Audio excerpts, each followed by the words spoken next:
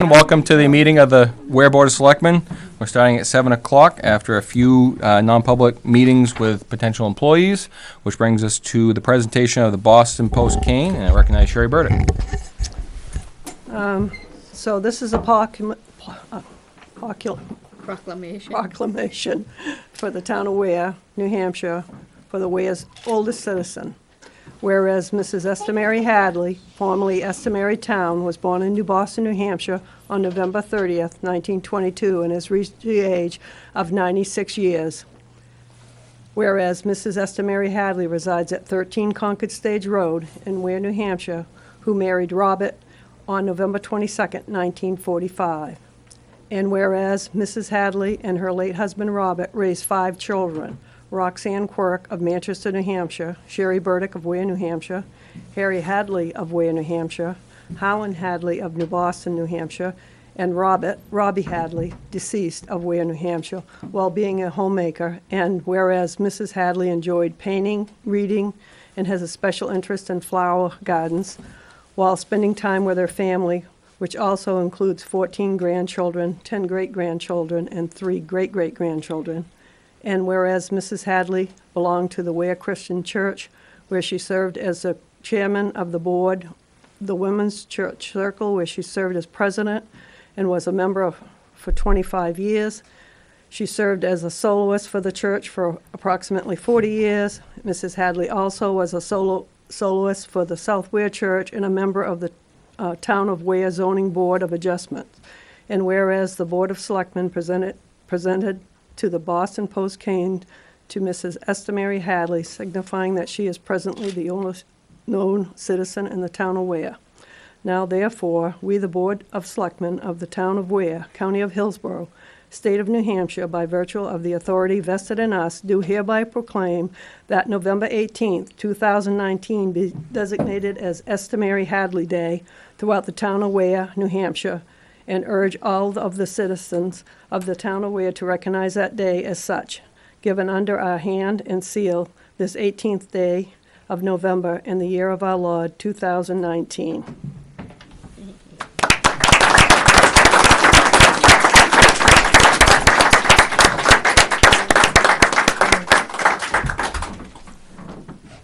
So here's your golden cane, just don't beat me with it. And here's your proclamation. That's nice.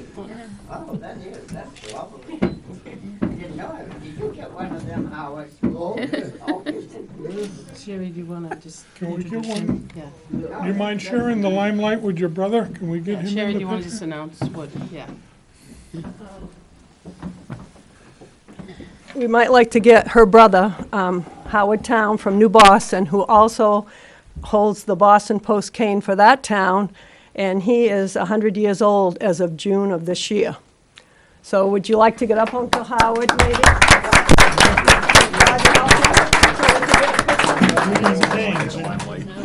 Brother and sister. Dueling canes. We'll move the chair over for you, Uncle Howard. Wheeled in.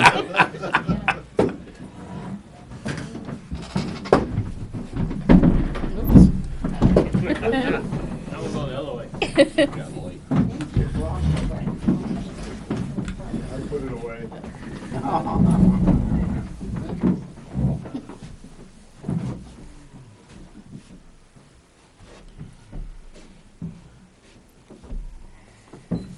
want to hit the chair. Okay. You don't want to have to pick you up off the floor. They get dual hands. Proclamation. Yeah. Can you put it between them?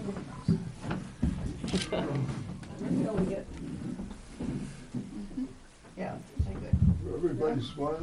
Yeah, you gotta smile.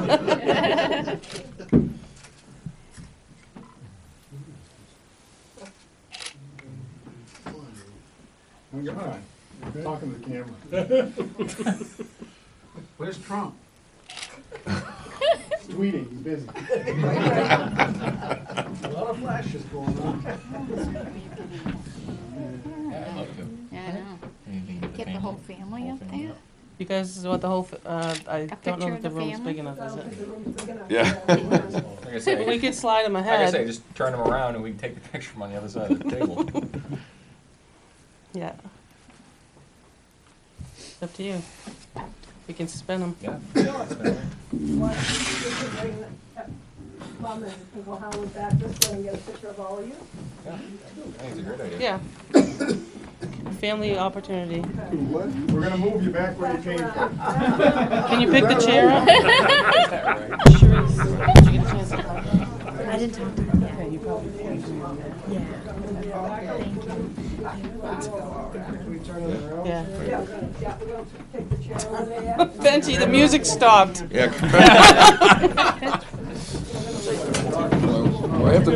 Do I have to join the union for taking photos? One more time. It's, probably everybody, can you, I don't know if the whole family can slide that Yeah, way? the whole family can slide in line. Let me sneak You guys, over. you might wanna, I'm gonna have to sneak back in on Yeah, I my was side, gonna say. my side of the table. There you are. lovely. Oh, we're going back in? Yeah, here so I can get some more pictures. Nope.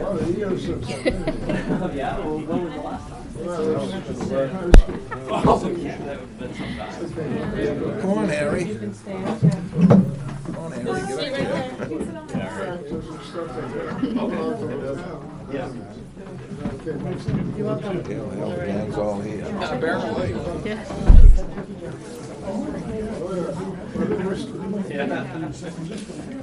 That's nice. What, can we move this, maybe? I can put that in there, so I'll stand to this. Is everybody in there? Yeah, Roxanne needs to get out up behind you.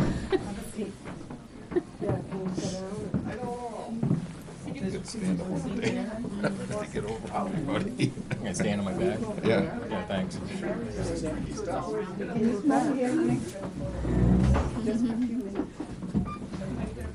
Where's the proclamation?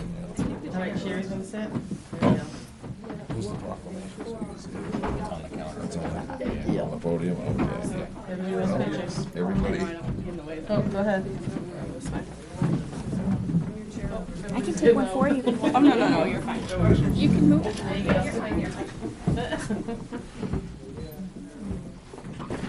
Let's see, this thing's closed. You know how to operate that? Yeah.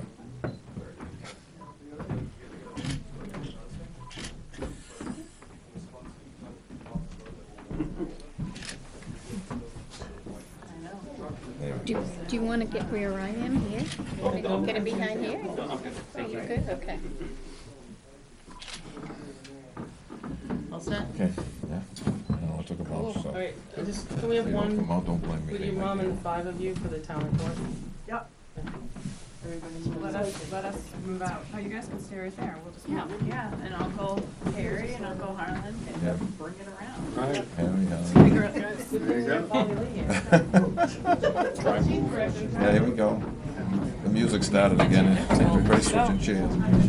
Where's Benji? Yeah, Benji's outside, he's a smart one. Yeah. He's out. Because they want to take a picture of you with all of your kids. Picture with the kids. Your kids. Oh, And then the 5 selectmen. Your kids. So the other point of interest that I didn't mention, she's actually the fourth person in the family to get the cane. Her grandfather had it, right? Or great-grandfather? Grandfather had it, and then, her cousin Emma had it.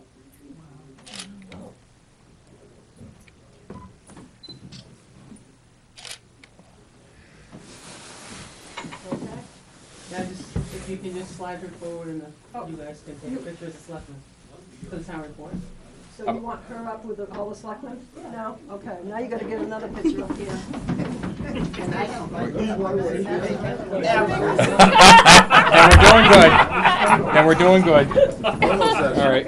What are we doing Right, here? right side of the table. Go ahead. Yep. File You don't it. care to have one of those on your camera, do you? I'm just kidding. Get somebody to take it with that. Look at Harry. Where's Jack? You take the picture. You take a picture. Act like you like each other. My wife.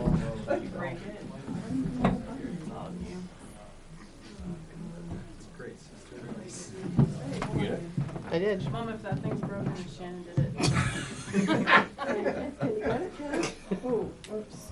How do you get it to back out? You just take that, push the button. Push it part way down, you should be able to have it. Well, yeah.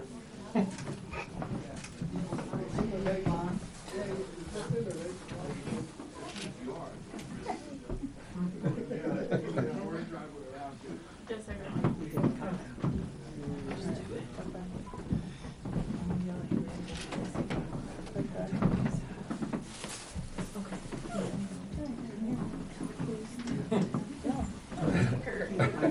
Sorry. Head out of the picture. Under the chair. Okay, I've got it this time. Okay.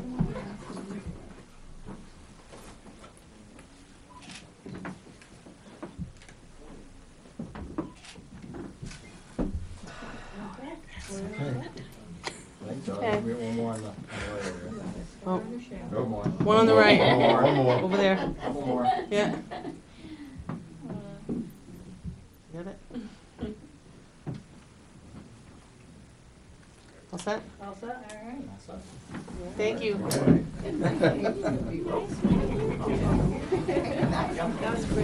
Yeah. How's the road? It's like 40. I know we can't go to Portsmouth after for midnight. Nice to see you. Midnight to dawn. Oh, she's got work to do. Yeah. She does. Oh, as you say. Yeah, part-time.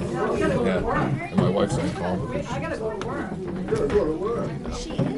She took Bill Williams. Yeah, she's been in touch with the news director. She's gonna stay. She started August 1st. This is the season. I want to hit the ground in full speed. We'll be talking to her, I'm Why I sure. came up there years ago. To work. To work.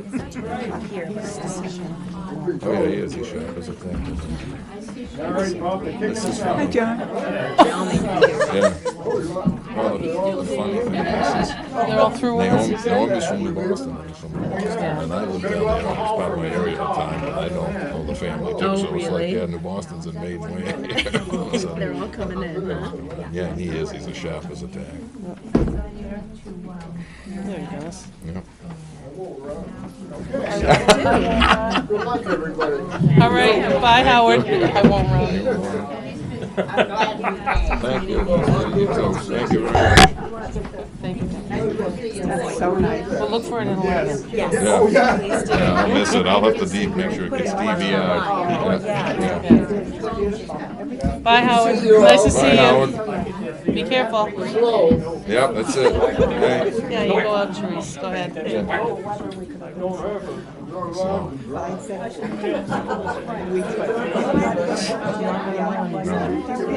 that way your whole life? That would be really He doesn't hear, he doesn't hear well at all. I didn't show you my period, but I just. Me too. So I think we're gonna have an issue So with that, person.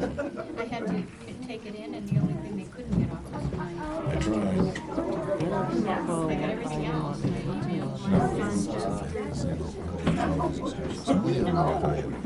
Someone's got it. I sat on the keyboard my whole life.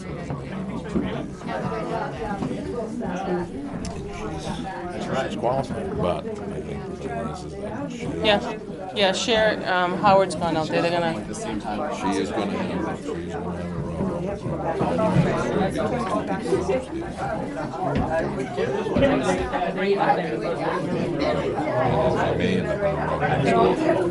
Oh, absolutely. Oh, yeah, no question about that. So. What a shame you guys have to go back to work. Hey, it is what it is. That's true. A good way to look at it. It really is. Good. That's okay.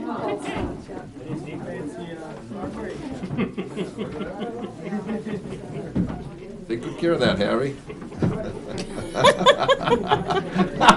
You get to be the. Sharice, I think they're looking for you. Yeah. Yeah. No, probably not. Who knows, yeah. I don't even want to look that far down the road. That's right. How are you? So I remember.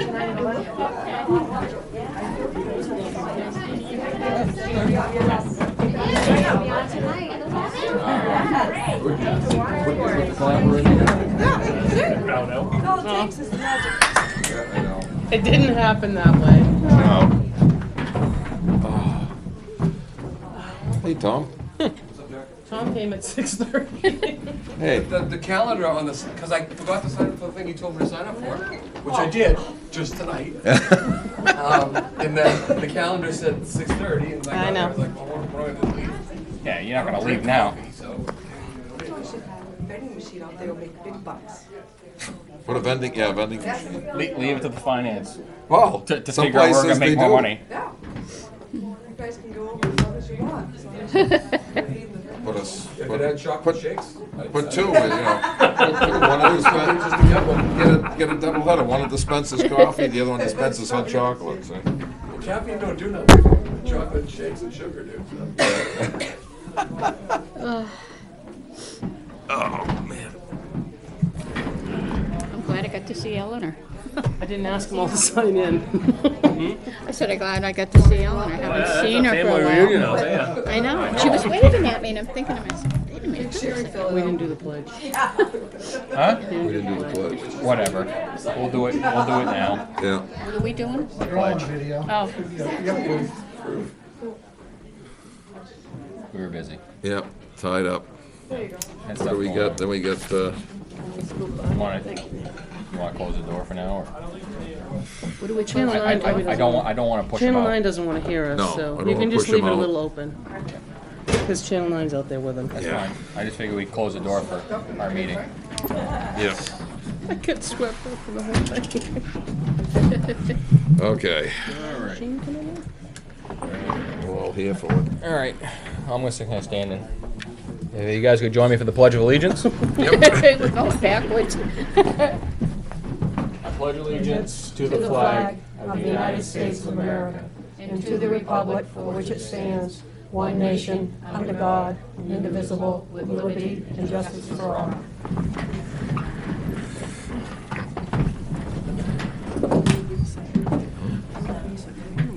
I'd like to have a moment of silence for a departed member of the community, Tim Gilman.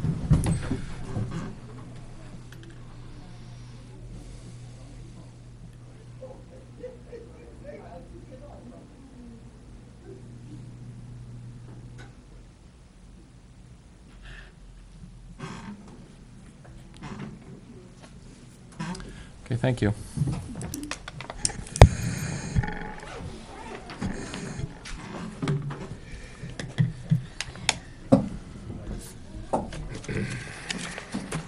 Public comment. Any public comment? Once, twice, done. Cool. Department head committee items. I believe that's you, chief. No, he's got the next item. Well, we don't have any department heads here, so Yeah, okay. I believe that's you, chief. But he left.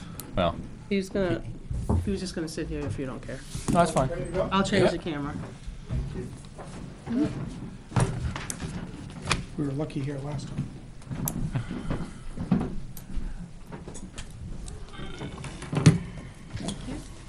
Yep. Thanks, chief. Thank you. Are you the minute taker as well? I am. Why do you want to do that? Well, that's, I just put that for her, because. Oh, excellent. Thank you. Thank you. Oops. Thank you. The two of them back up? Yeah. Yeah, okay. All right.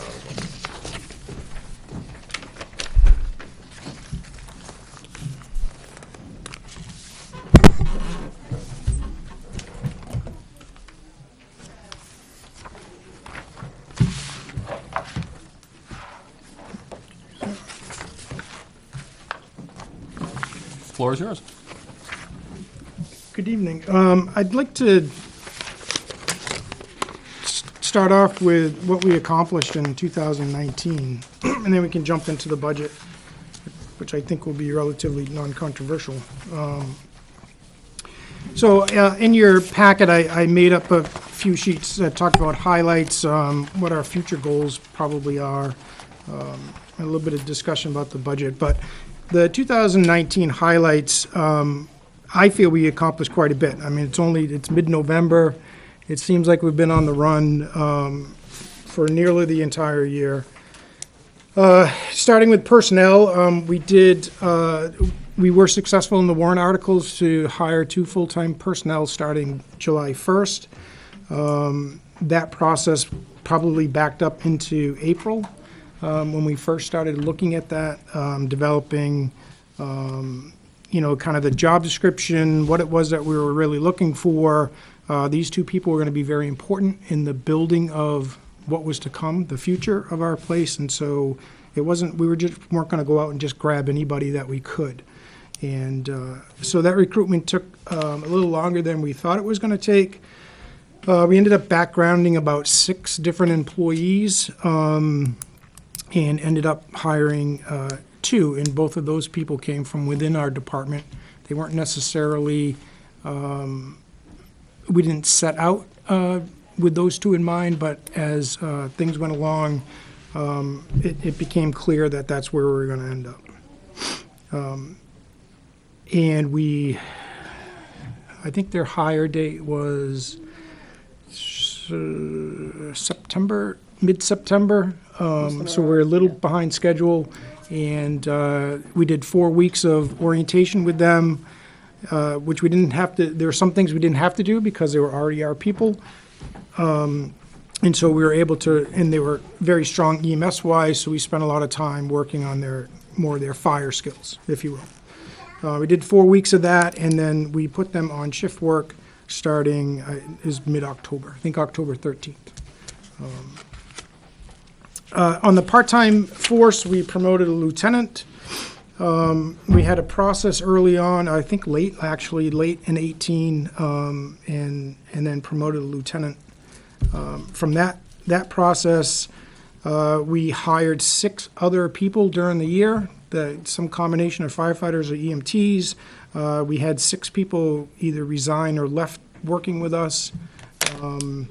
So we've seen a lot of personnel changes. We've constantly been in this hiring mode.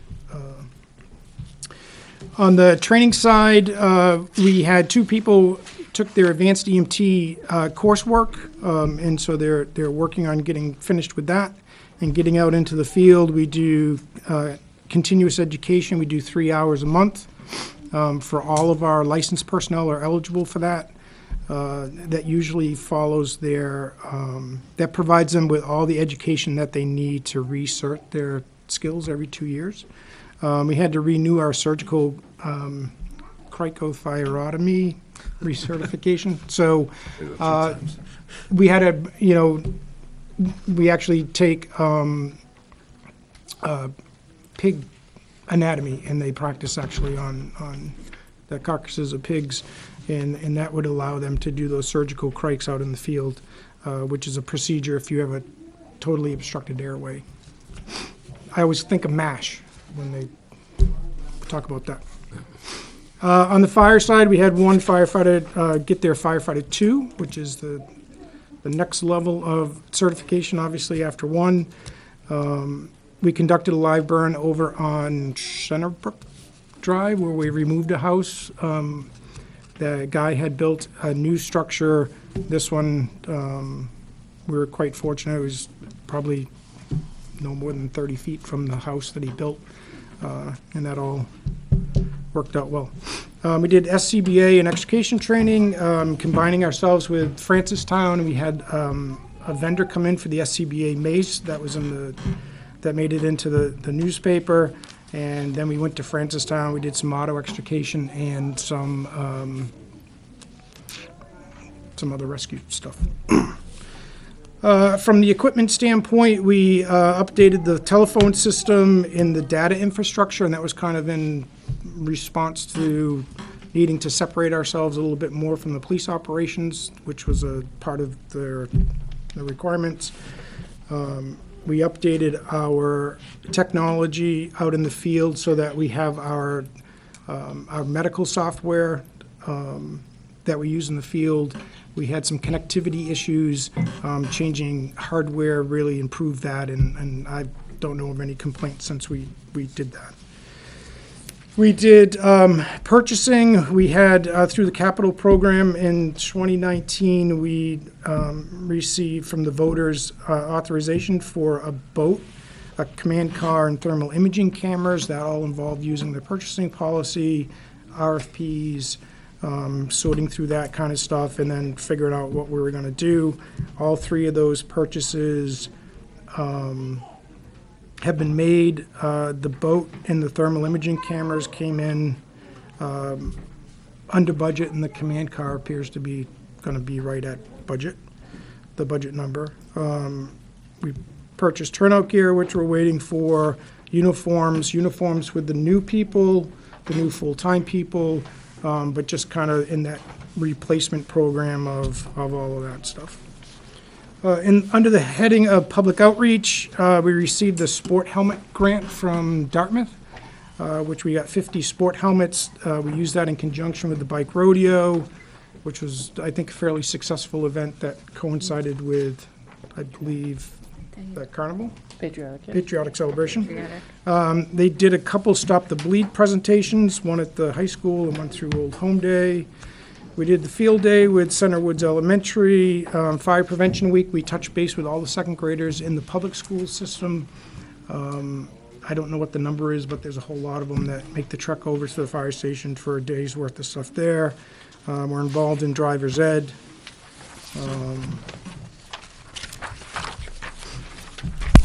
So we're doing a lot of stuff that kind of gets outside of, hey, we're going to a call. Under the permits and prevention, a lot of that work falls on me. So as of November 14th, we had issued 261 permits, which represents about 1/3 of all the permits that are issued by the town, fall into something that gets inspected by the fire department. It's approximately 469 inspectional trips, which makes for a busy year. It's been kind of crazy out there, as you'll probably hear from the building department if you haven't already. I think at one point we had like 20 houses going at one time. And a lot of gas work, which is primarily what we're involved in. We saw more commercial work this year. Commercial work takes a lot more effort on our end with the plans review, inspectional process, just being involved during the process so that when we get out the other side, we have, it meets code and we have a good product there. The incidents, that's just a percentage breakdown of where we're at. About 1/3 of our work is kind of under that fire umbrella, which is anything from, some sort of fire to alarm activations, wires down, those kind of things. EMS is straight up kind of EMS stuff, and then about 8% of our runs are related to motor vehicle accidents, which I think is about, if I remember, about 50 or so, just over 50 car accidents. We go to a fair amount of car accidents here. Wow. In the EMS world, again, as of that November 14th, I didn't put how many that totals up to, but it's 400 and some odd patients that we've seen so far. About 200 of them we didn't take to the hospital because they either weren't hurt, it was kind of a good intent thing, they were deceased, they were hurt, but they declined to go to the hospital, they went on their own or whatever they did. Of the remaining 200 and whatever that is, 80, as you can see, 228 of them are advanced life support, and only 51 of them are basic life support, which is like an EMT level. You only need to have an EMT. And so some of that is, or most of that is due to the state of New Hampshire having fairly aggressive EMS protocols in dealing with patients in the field. And so because the protocols are the way they are, it really kind of pushes us into having higher skill set of our people, right? So they need to be not really just an EMT, they need to be an advanced EMT, or they need to be a paramedic. And so that's kind of driven the training piece in some ways, but it's also made, EMTs, which used to be a fairly decent standard, kind of, it's still important, but is in some ways kind of being leapfrogged by the need to have more advanced level people, which we'll talk about a little bit later on. One thing for those who have been around for a while, we're actually providing mutual aid with the ambulance, which is a reversal from where we were 10 years ago. So, and not only mutual aid because they need an ambulance, but mutual aid because they need a paramedic. And we've done some intercepts. I can't really put my finger on what that number is, but we have provided paramedic service outside of town. Our EMS people, they're involved in many serious and life-threatening incidents all throughout the year. We started the year off with a tragedy, with a cardiac arrest, with a very, very young patient, and we had seemingly one cardiac arrest after another this year. We were involved in the Colby Road incident where, because we were able to provide paramedic level EMS care there, that patient survived and walked out of the hospital, which is great. Most recently, we had the dog in the well, which is confined space rescue. We had the police officer gunshot wound. There's one thing about Weare is we might not have put up huge numbers from an incident response point of view, but the people that we see are truly sick and they're truly injured and requires, a serious medical intervention. In both the permits and in the EMS field, the numbers we had put down on our revenue for projections, we've already met those this year. So we're really kind of on the plus side of both of those.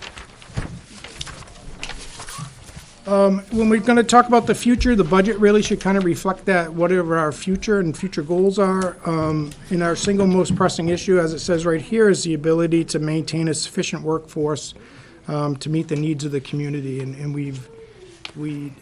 you saw it in some of the stats of how many people that we cycle through this department, with the exception of maybe Parks and Recs, when they gear up for the spring. I mean, we're constantly beating the bushes for people getting in. People come in, they jump in with both feet, or maybe they don't. Maybe this isn't for them. We hire, most of the people that we've hired in the per diem program really are a recommendation from somebody else, and they, some stay, some don't stay. Their work life changes wherever department they're from, and they can't participate with us anymore, but it's a constant revolving door. It takes a lot of time and a lot of energy to deal with that. Some of the demands of participation, it's one thing to say, I want to join the ambulance or the fire department, and then the reality of what that really means. And to be an EMT, which is really the first step on the rung of the ladder, if you will, for EMS, is about 220 to 250 hours of training. And that just gets you to where you're eligible to be licensed, and then you still need some more training in order to be effective out in the field. Kind of that field training, if you will, if you relate it to the police department. If you want to do the fire side, the numbers are kind of the same. And if you want to do both, you're talking, well, it's 500 hours of training just to be useful. And, so when you're talking 11 weeks, if you're doing it full time, or consuming a year of your time on nights and weekends, it's a big commitment. And for those who, I put down hobby of convenience, because I think when I first started, there was that, you could go down and you could, down to the fire station, and you could pitch in and lend a hand. And but the legal requirements of being certified and licensed to do some of these things has really it's kind of hard not to, you're either here doing it or you just kind of get passed by because of the technology and the skills needed to perform. If you're just doing it, one weekend a month, it doesn't work out that well. So, and that's been, and again, all those things kind of lead to that revolving door piece. As the stat said, EMS requires advanced life support skills, and that takes it takes education. So it takes money to educate people. It takes a big commitment on that person's part, not only to obtain that certification, but to maintain that certification. And a piece of paper is nice, but unless you can actually go out in the field and use that information effectively, you kind of get into it what you put into it.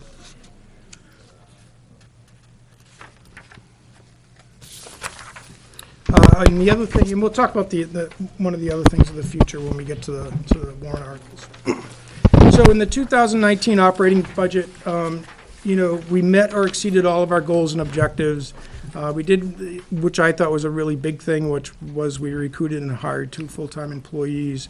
We acquired all our capital stuff under budget or at budget, and we've already met our revenue projections for the year. So those are all big things.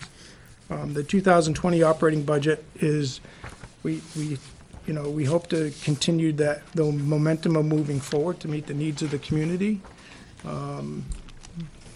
The proposed operating budget, as you'll see when we get there, is the level is at the default level. And everything I think that you'll see as an increase in the operating budget are things that have been approved by the voters. Do you want to go line by line, or do you want to just shout out questions? You can go line by line if you want.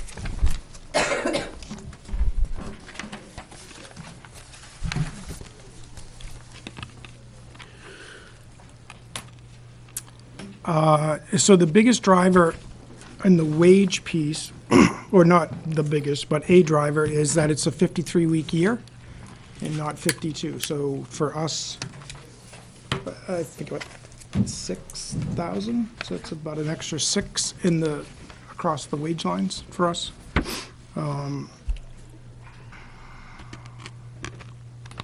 So my salary line goes up, and that is for those the two reasons being, one, 53 weeks, and the other is we received the 3%, I think, raise at the town vote. The full-time firefighters, that wage line goes up because it's for a full year. As you recall, they were hired at 6 months.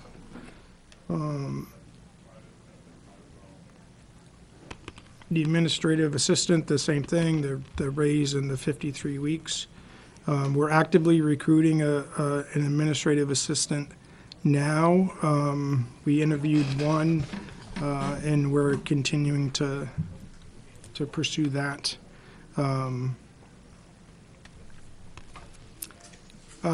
Again, all of these functions are really because of either the full year for the full-timers, the overtime line, that's a reflection of. And that's really kind of a placeholder. We had put in the 10% of salary, because that kind of had been my experience. And, what is our experience going to be here? I don't really know, but that's where that number comes from.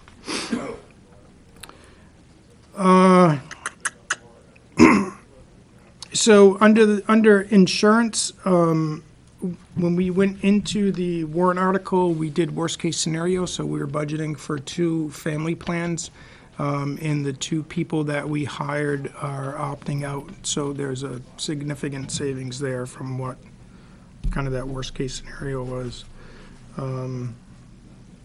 the call force wage line and the part-time wage line are both because of the number of weeks and the raise.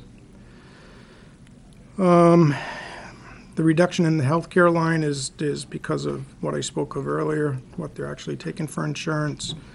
Medicare, FICA follow wages, and then the retirement piece is a reflection of the math on the wages.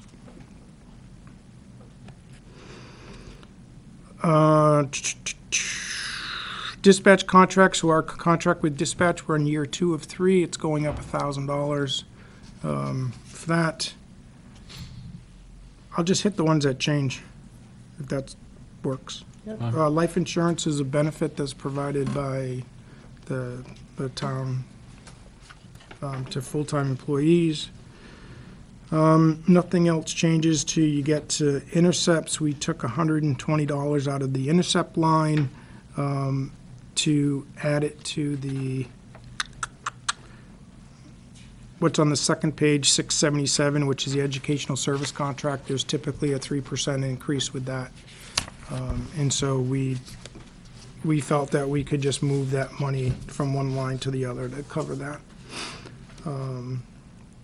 The radio maintenance contract, this year I asked that we break out the 3 departments and include that in their individual budgets. I did hear your question about, I think, the repeaters. Okay. When there was first discussion of this, or who was paying for the repeaters of the base station or what have you, that had always been in the, so take a step back. So the fire department used to have the maintenance contract for the radio system that the police department shared. The police, and it covered the repeating sites, which there's 10 or 11 of them. The police department radios were in those sites with ours. The contract that we had covered both the police and fire radios in the repeaters, but that's all that it covered of the police. In the base station, obviously. So when they broke that back out, it was, I think roughly speaking, the parts that went to DPW and the police were their mobile radios, their portables, the maintenance stuff on that, batteries. Kind of representative of what they had for radio quantity in their roundhouse. Correct. Okay. Yeah. And if you looked at the contract, it had come in as 3 different pieces. So it was easy enough to say, this is yours, this is yours. So what we're showing here is what was representative of the number going back, let's say 5 years ago. Because up until then, neither the police nor DPW had any service contracts. So when Right. the police I remember that. went down, It was cash money. it was cash. Yeah. Yeah. And no one was coming in the middle of the night to fix it. No. Yeah. The question mark that's still there is fuel, which that seems to be something that we do later on.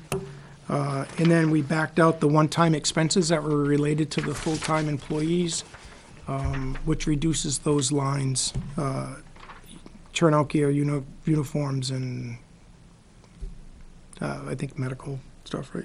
Physicals, yeah, physicals and immunizations. And that gets us down to an increase of $71,681, which is the default increase as well. So the 2 numbers being the same.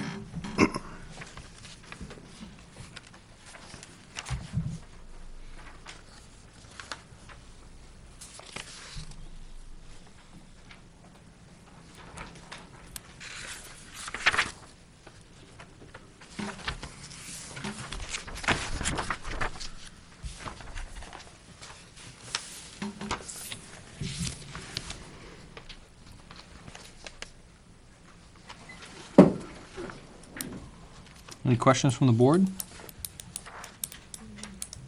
Any questions from the board?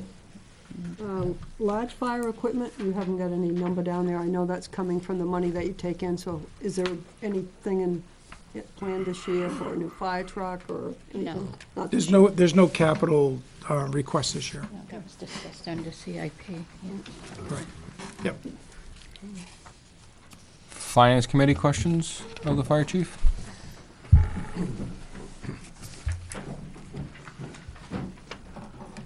Thank you, Mr. Chairman. Neil Kirk on the Finance Committee. Lines 1 and 5, the salary increases for the fire chief and the secretary, were they actually part of the 2019 approved budget, or were they transfers that occurred midstream? And if they were transfers that occurred midstream, they don't belong in the 2019 approved budget, and therefore should not be in the 2020 default budget. You might want to look into that. What do you say midstream? If the wage was part of the warrant article that passed for the overall wage increases, it gets put here. That's where that is. That's what that is. It wasn't done midstream. I thought the chief's increase was done by the Board of Fire Wards. It wasn't voted by the town. It was in the proposed budget that was voted by the town. Yes. So the proposed budget passed, and then a warrant article passed for raises. So the raises now get folded into your budget. The raises for the fire chief were in that warrant article? I'm just saying, I'd have to double check, but I'm saying yes. Well, if that's the case, if the town voted on that, that's a different story. Town But- voted it on his number in the proposed budget. I hope you'll check that. Sure, Thank you. absolutely. Second question, I'm a bit confused about the employment situation. In your document where you talk about the future, you say there are never enough responders. We hired 6 and we lost 6. Okay. Are those all part-timers? Yeah, all of our employees are part-timers, with the exception of the 2 we just hired. Okay, and that was the second question. On line 4, the full-time wages, when did the new folks come on board? September 13th-ish? So really, the numbers here represent about a third of the year? I'm not sure what you're looking at, Neil. Are you looking at the budget or something? I'm looking at approved budget for 2019, $46,345 on line 4. Yeah, that was from the warrant article, which we put in 2 employees for 6 months, was the warrant article. And that was just the salary. So that would have been a Correct. that would have been a $46,000 a year salary per employee full-time. Full-time, yep, roughly, Okay. yep. And that was approved by the voters. Yep. Okay, got that. And you're proposing to hire 2 more in a separate warrant article, is that correct? Yeah, and I'm gonna talk about that in a sec. Okay. If you're having so much trouble recruiting, do you expect to be able to hire 2 new full-time people? Yes. Why is it that you're having trouble in recruiting the part-timers, but you think you can hire full-timers? Well, I think so you have people who wanna do this for a living in one pile. And then you have, in the part-time pile is made up of, call people, the citizen responders, if you will. We have a number of people, it's not as big as you think, but we have a number of people who work for another community in a full-time capacity, and they're working a day a week for us. And that's part-time. It's part-time as well. It's kind of, in the past, we've used the word per diem, so that's all kind of the per diem program. We've had people, kind of that citizen responder, that call firefighter EMS person. We've had some of those people leave. We've fired some people this year. We've had people who their life changes and they can no longer work with us. The hiring someone to work a specific shift is different than someone who can't do that or doesn't want to do that, and they just want to respond to calls as they come up. So those people live in our community. The people that we're hiring for a specific shift may be those people, and they're also people from outside this community. Because response time is obviously an issue, we can't have someone say, oh, well, you know, this person from Henniker, yeah, if we have a call tonight, you know, leave your house and come over here, because that response time just doesn't work for us. The issue is, We're talking full-time now. so the full-timers is, the state does an entrance exam. I think they do it twice a year. They have a list of, I don't know, a couple hundred people, and we put our ad out and say we're looking for 2 full-timers, and here's what we have to offer. And we had, we may have had a dozen people apply, and of which we did background checks on 6, and 4 of them, we never got to a job offer other than the 2 that we hired, because the 4 of them, some didn't finish the process, and you know, either they withdrew or we said, you know what, we're not interested in that person. So, And you're comfortable that this will continue next year, so that if you have a warrant article in fact, you will be able to hire? yes, yeah. And I think the important thing to recognize is that as the first 2, we were looking for 2 people that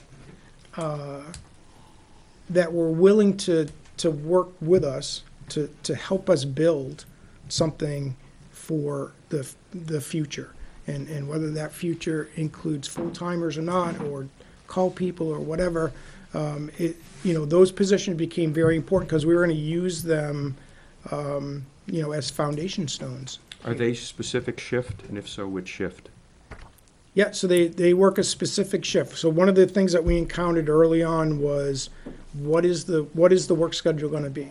And there are many different work schedules, but one of the things, or a couple of things that we heard when we went through the process, is from the community is we have trouble at night, right? Getting responders to come out at night. We had, if we wanted to attract someone who was a firefighter paramedic, which are kind of like unicorns, if you will, and as soon as one shows up on the market, there's a lot of communities that are vying for that person, that we had to recognize that saying, yeah, we'd like to have a firefighter medic, or we'd like to have 2, and they hear, well, you know, we're going to work a work week that consists of all days and every other weekend. We didn't generate a lot of interest with that, as you can imagine. And so we decided to go with the model, which is shared by, it's pretty universal in New England, is they work a day, they have 3 days off, and they work a day. So every 4 days, they're on for 24 hours. And so that's, and the benefits of that, specifically with the people that we have in those positions, is that they're on for 24 hours, and we don't really have to think about who we're going to hire that night, or, you know, shuffling around scheduling. And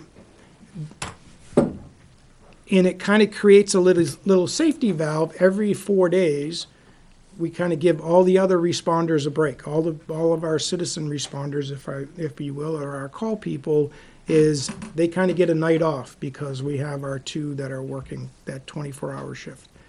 When they're not working, because they live in this community and there are advanced EMS skills, is that they're available for response on their days off as well. And so we kind of got,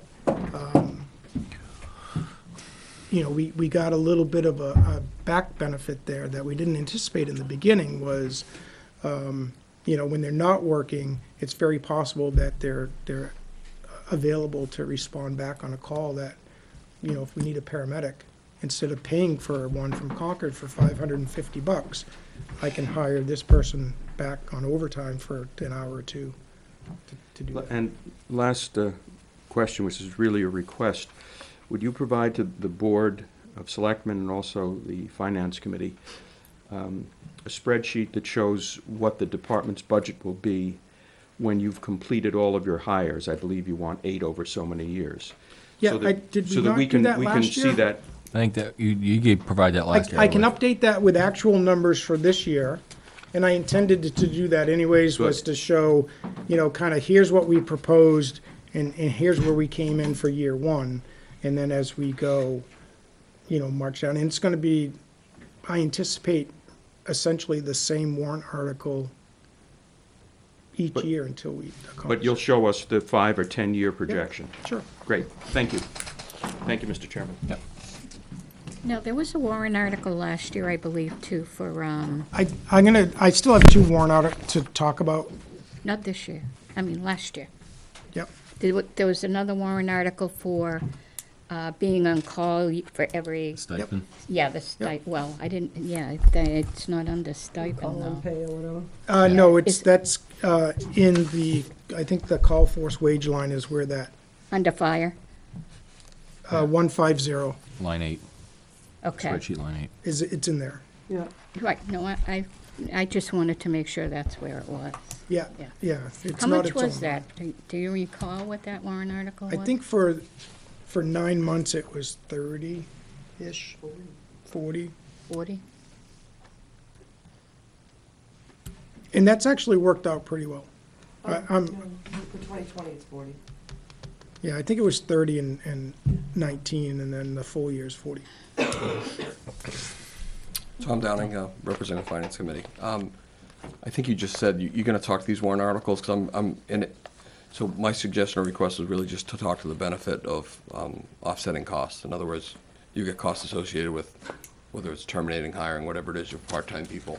I think we'd all be interested in understanding what you're displacing for cost, the cost of the attrition, if you will. So I don't know if you're prepared to talk about it tonight. I was just going to request if when you come to the Finance Committee, you kind Okay. of talk to that stuff.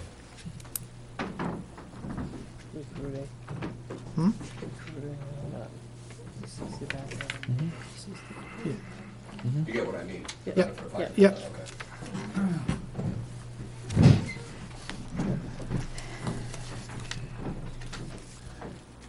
Good evening, Dennis Aubin, Finance Committee. Chief, are you still part-time? Yes. You are. Does your salary include the emergency management salary? Is that you as well? Well, it is me, but it's not included in this budget. It's in the emergency management budget. Okay. Page 3 or 4, Yeah, yeah, it's the last one of that. separate budget. So I kind of question the ability to manage a department part-time when you want to continue to have full-time firefighters / EMTs. I'm wondering how effective that is in terms of our management of the department. So if you could address how you're doing that, that would be great.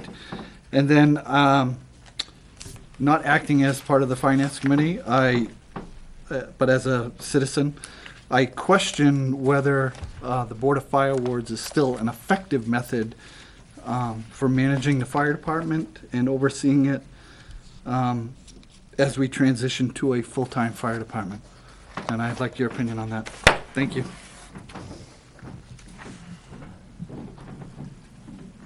Do you want me to answer question 1? Sure. That'd be great. Yep. So, just a little bit about my background is I've been doing this for, I think I'm at 38 years. At one point, I was the fire chief for the 3rd largest department in the state. We had about 115 employees, and while we could debate some of my methodology, perhaps, I think at the end of the day is we run a pretty effective operation over at the fire department. It is a give and take. We we're not without arguing with each other over different topics or what have you. But the end of the day is, we have a mission, and our mission is when someone needs us, they call, and we go, and to the extent that we can, we try to mitigate what the issue is. And whether that's someone has a broken leg, someone's house is on fire, someone lost their dog, someone has a flooded basement, you'll see this group of people probably more so than any group of people, generally speaking, bend over backwards to solve those problems.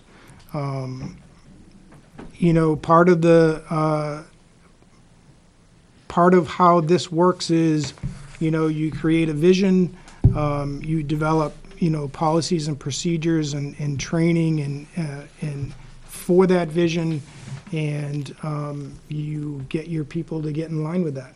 And when they don't, whether we need to change what we're doing as far as, how we're managing that program, or maybe we need to change people.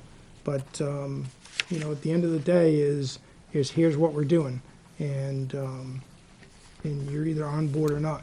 That's why the recruitment and process is so important, is to find people that fit your organization and they come in kind of in line with, what we're trying to do here. I don't think we have to go very far to see, one of the other departments that have really strived to do that with their workforce, as they're kind of in that rebuilding mode. It's not easy to go out and just pick anybody off the street and expect that they're going to be on board with what you're doing. And,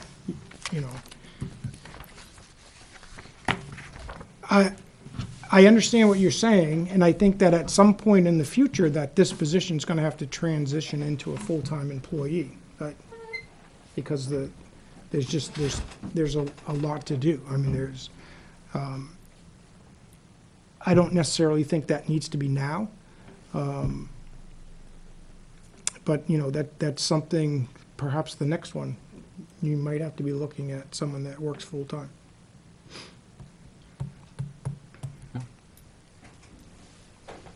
My 2 cents on the Board of Fire Wards is I think that the Board of Fire Wards is effective.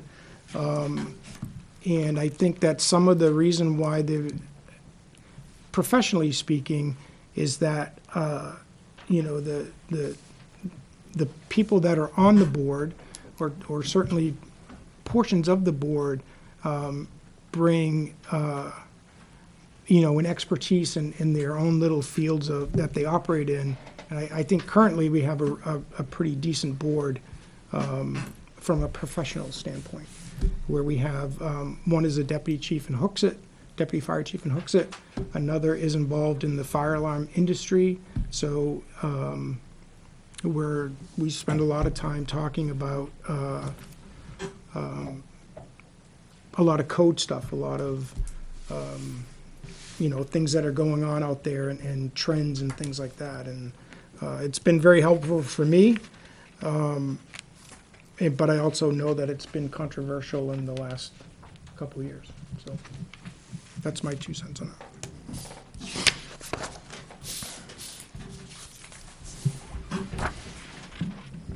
Warrant articles?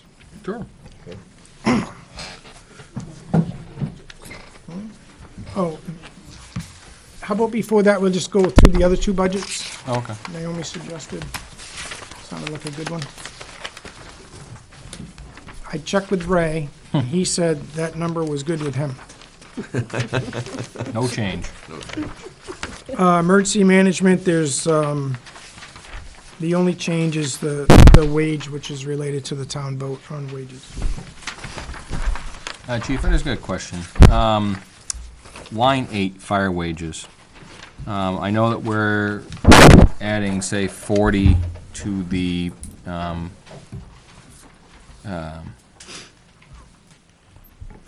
overnight coverage piece. Mm-hmm. But historically, 3 years and counting, we haven't exceeded 60,000.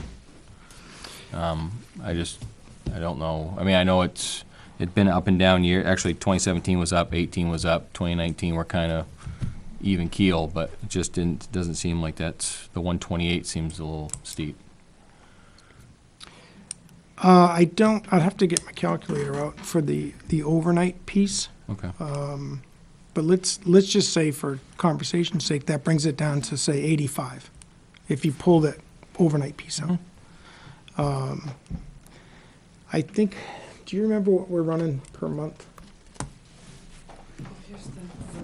I mean, I know it changes every year. I mean, you don't know how many fires you can predict. You don't know how many callback you're going to get, how many call members you're going to have to, pay. I know that's a number that you can never guarantee, for sure.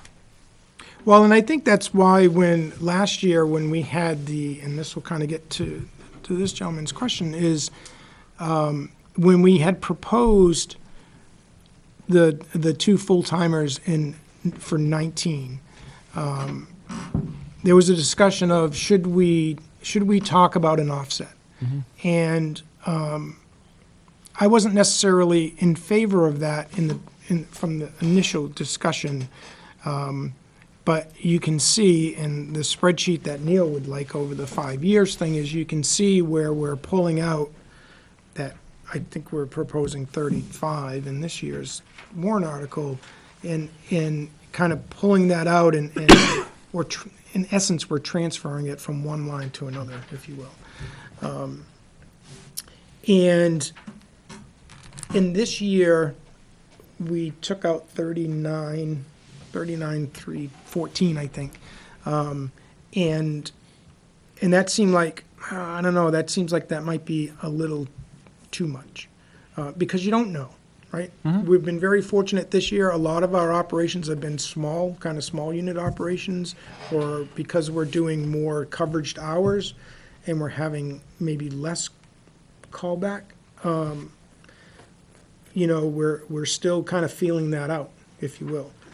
My fear is making a cut to the extent where August comes and say, you know what, we're so far behind at this point from a money perspective.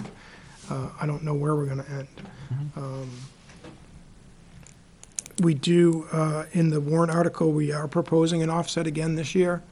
And I think, because we didn't hire until September, and we took the 39 out of the 151 line, Okay.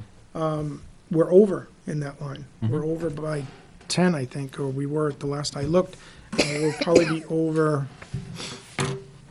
20 or more. probably 30. Yeah. Okay. At the end of the year. Some of that, we're going to make some of that up because the full-time wage line should be in the black because we didn't hire them right away. And then we have to make up the rest somewhere else. And that's going to come out of that, that wage line Yeah, from 150. I'm going to It's not an exact science because we don't have the ability to say 100 hours at $10 an hour, and it's not apples to apples. So it's kind of, it's like some of it's kind of some science, some of it's science, some of it's math, and some of it's kind of what does it feel like, and and we recognize that too, that it's like, oh, we're really good in that line. That's great. It's like, how much can we scale that back? I don't know, because this is kind of a weird year because in all of those wage lines it's all especially with, mishmashed up this year. Yeah. I'm not. May know better next year. Yeah, I'm not saying to change it. I'm just thinking that's a large difference in number from proposed to actual spent 3 years running. But again, where we're changing the model of the staffing over there. We have two whole months to go in that line. Yes. That don't show. That was late starting too. Yeah, standby was, I think, July or August, yeah. I think August 1st. Okay, So yeah, we're like August a 1st sounds month, right, yeah. we're a couple months behind on that. Yeah. Yep. Okay. And that 35,000, fast forward a little bit, is coming from 151 that you're proposing this year? In Yes, your warrant yes. article? Okay. Just like last year. Okay. Yeah. Are we all set on the other two budgets? I think so. So the warrant article, I have two. One is for, it's essentially the same warrant article as last year, which is for the two full-time people for 6 months. We changed it from 6 months to 26 weeks. Why is that important? Because we have the 53-week year. Instead of trying to change the numbers a whole lot, it was just easier to say, we'll just wait 26 weeks. The benefit of waiting 26 weeks is if we hire them, we'll miss that July 4th holiday, so save a little money there too. Under the recurring line, the numbers are pretty straightforward. One of the things that we didn't take into account on wages in 2019, because we're learning all the time, is holidays. And so that's something that's reflected in this year's wage line for the full-timers, but we didn't include it last year because it just didn't occur to us to include it. All the other numbers are roughly the same. Retirement's the same. The health insurance, again, we're planning for that worst-case scenario that we get two family plans. That gets us to just under 90,000 for the wage piece, if you will. Our experience with this group, we're able to look at those startup one-time costs. And so we made some adjustments there because we had put in for 14,000 last year. We're only putting in for 10 in this year. Again, based on our actual experience. That brings the total program cost to just under 100,000, and then we're looking to offset that with 35,000 out of the operating budget, if you will, which is 32 and change out of wages, and then the fringe that goes with that to equal 35. So the impact to the taxpayer for 2020, it nets out to 64,000. I think, in looking back on our experience of 2019, things took longer than we expected. And so now we know we need to start a little bit sooner in the year to kind of hit that July target. But I don't think we could do it any faster than July. So there's no point in doing the 9 months because we wouldn't hit that anyways. So I think that 6 month target is very doable and seems to fit us pretty well. And again, it's nearly identical to last year.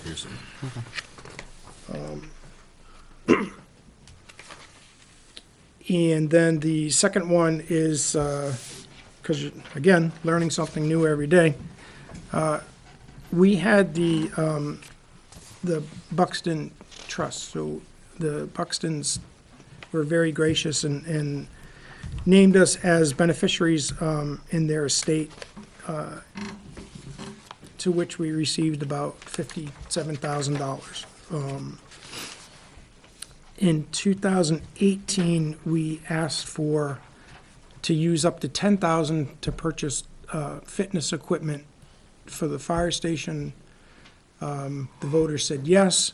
We spent about $5,200 of that. The learning experience was that authorization ends at the end of the year.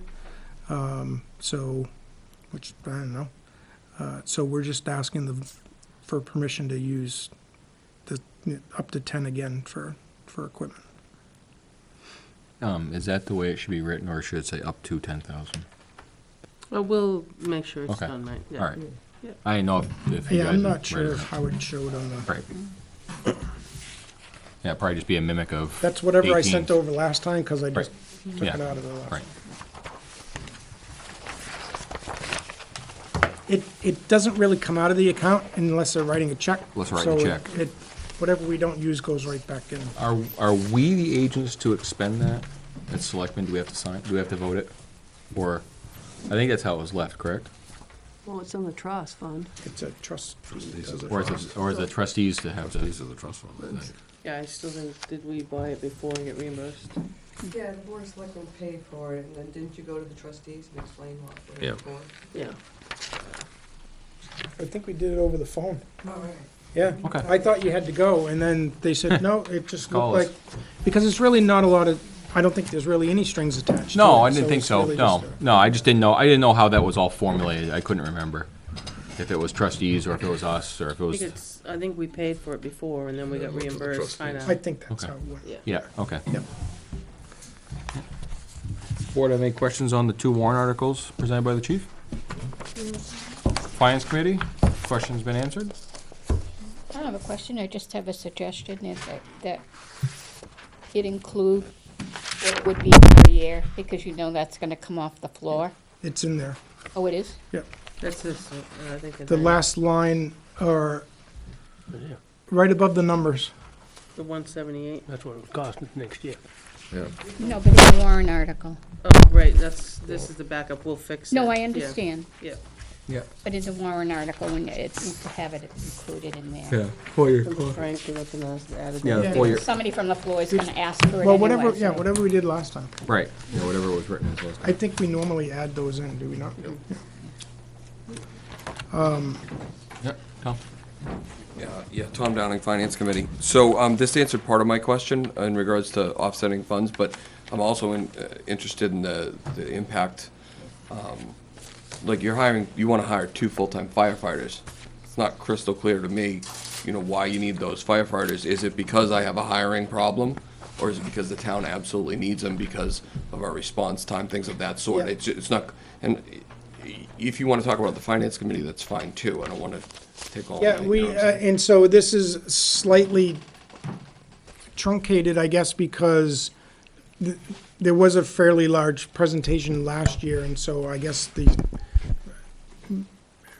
assumption on my part was we kind of understood Where we were at. where we were headed, but I will do that for the finance committee. I can just see the taxpayers saying why in Yeah. short-term memories, and sometimes I do too, frankly. No,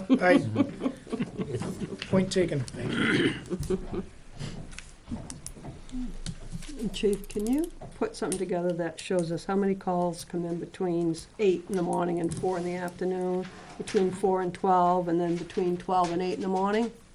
I'd Yep. like to see what that is, if we're getting a lot of calls during the daytime and the first half of, the second shift, if you were having a 3-shift deal. I'm Yep, just kind of curious. So we did, if memory serves me right, so when we first started doing we'll back up. So if you go way back to 2010, right, the department, in a lot of ways, started to fail. And so for many different reasons, they had a very hard time covering calls Monday to Friday during the day. And that's where the kind of the per diem program first started. And then I came on board in 11,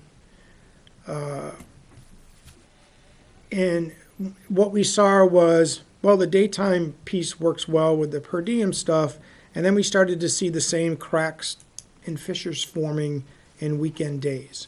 And so through, a couple things we were able to cobble together money to do the weekend day piece. And then as you know, I'm sure most people don't come home from their jobs till 5, 6 o'clock at night. And so we were having issues early evening for sure. And so we added the evening piece. So when we cover 7 days a week from 7 a.m. to 7 a.m. to 10 p.m., that captures about 80% of our calls. which is a pretty high percentage there. And then it was, so after that, it was, we could let the call force kind of take over from there. I want to say that roughly a little more than half the calls occur during the 7 a.m. to 5 p.m. stuff.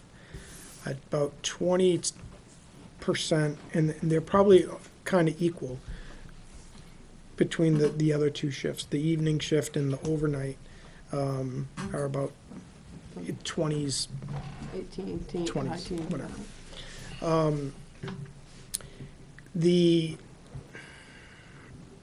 So the issue becomes,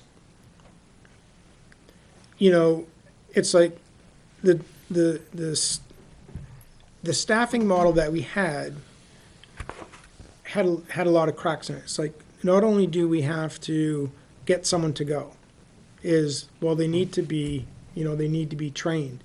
And so what went from, say, a department, let's say we had 30 people, well, we were really starting to put all of that workload on the backs of, we've been using the number 16 for a long time, of having 16, frankly, EMS-trained employees who could go to calls. And so the issue that we had was we couldn't make replacements fast enough. And even if you made someone, it's you know, a year to get them to where they're licensed, and then it's another 6 months to where you can trust them to work in the back of the truck by themselves. And so, you know, the responder fatigue became a huge issue. And we've tried literally 50 different methodologies to how do we deal with that problem. And the unfortunately, the one has been most successful is we pay someone to be in the fire station. It doesn't work all the time. There's been a number of shifts this year where we've not been able to put 2 people in the fire station, and we've closed and gone right back to the call. Like, if we have a call, I sure hope someone shows up. And sometimes that works, and sometimes it doesn't. We've missed a number of calls this year because nobody went. It's the only thing I can guarantee is if I hire someone, put them in the firehouse, I know they're going to go. After that, you know, there's only so much carrot and stick that you can employ to say, basically we're bribing people to respond. And we've been fortunate to have a relatively quiet period, which happens in the fall, and then it seems like all hell breaks loose here once winter comes. Yeah, bad weather. Yeah, So, you know, I think we've done really well in taking, you know, roughly half of the budget of the DPW and half the police department budget and put forth a 24-hour-a-day service, you know, I think it's been relatively economical. Yeah, the only reason I asked you was I just thought that if most of your calls were coming in first shift and half a second shift, that would it be better that we had these full-time EMTs work, you know, 12-hour shifts every day, and you'd get more coverage. That was all. Yeah, well, so the two pieces of that is could we have a shift that better deployed them? I don't know, because we have some very good per diem people that have been with us for a long time, and they're committed. They show up for their shift, and they rarely take days off. And if they're going to take a day off, I usually get a week's notice, which is awesome. So we'd like to hang on to those people as long as we can as we build out. We had the other half of that equation was a lot less stable. And so we put the full-timers into where we felt they were most effective. And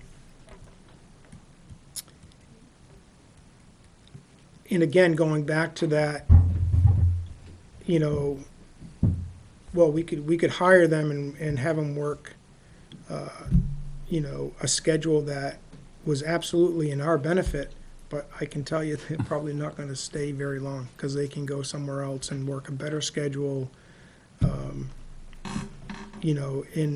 in a system that may already be up and running, So it's really been kind of a balancing act, and I think at the end of the day, we ended up with the best solution that we could have come up with, so.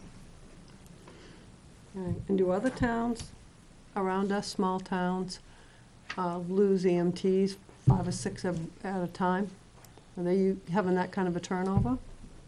It depends on the system. We're kind of an anomaly because because most communities our size, they've already gone through this. And they're already moved on to some other full-time combination system. So we're kind of, I think in some ways a little late to that process. But that, it is what it is.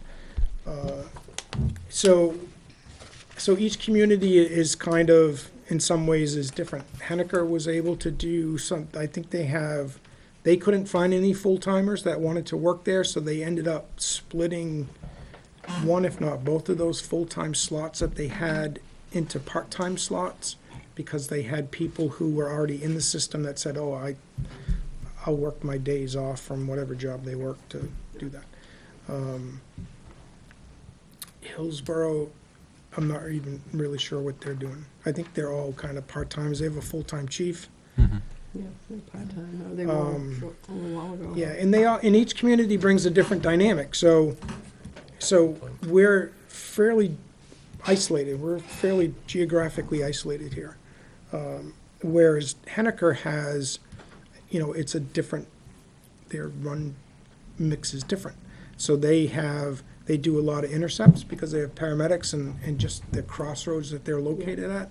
They have the college, they run a lot of fire alarm activations. We don't really do any of those, which is, I think, probably our saving grace, because if we had fire alarm systems to the extent that other communities do, we would have already crossed this bridge. You add another 200 calls to our mix and we would be done years ago. Hopkinton's been a full-time 24-hour-a-day service for years. So, Bow they kind of came late to the 24-hour-a-day service. They go to White Rock Living Center every day, at least once, if not 3 times a day. That's another thing that saves us. We have no assisted living. We don't have that institutional mix. So we have some things that have prevented us from expanding sooner. This is really just the grind, the everyday grind of what we do.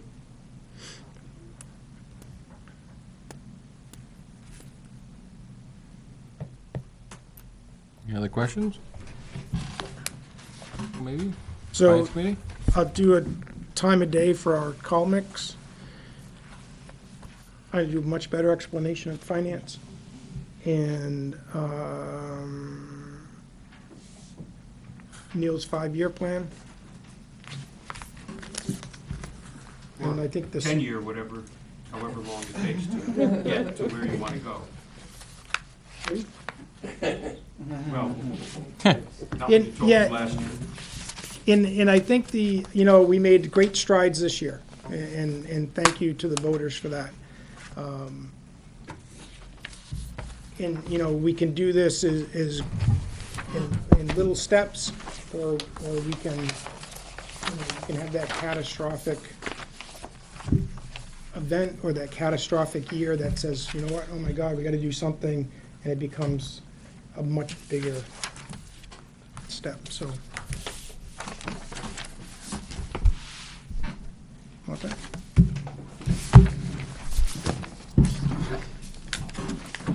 Thanks, Chief. Thank you, Chief. Thank you. Thank you. And I believe we have a follow-up to your question Okay. as well. You asked what the Board of Fire Wards, each member of this board's opinion was of it. John, we'll start with you.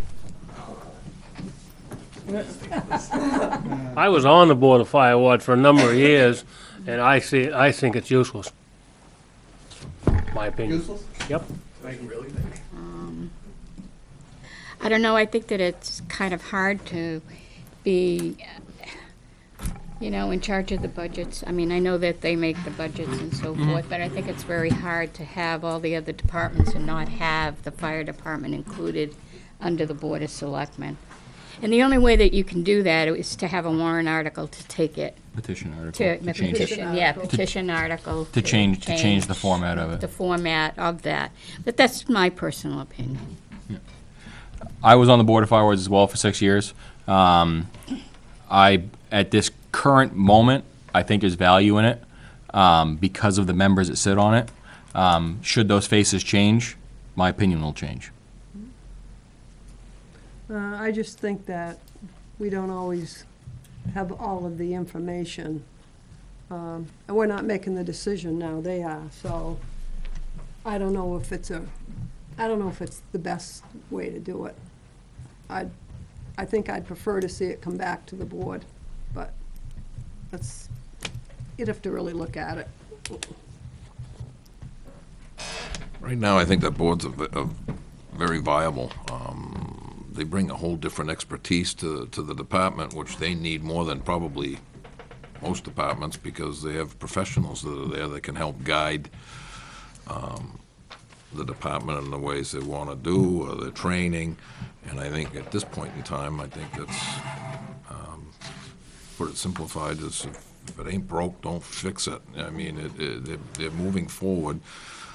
They have a lot of information with the people that sit on that board that can guide the fire department, and where it's essentially a part-time fire department at this point, I think that's they're better off to leave it alone. Let them deal with their own complexities.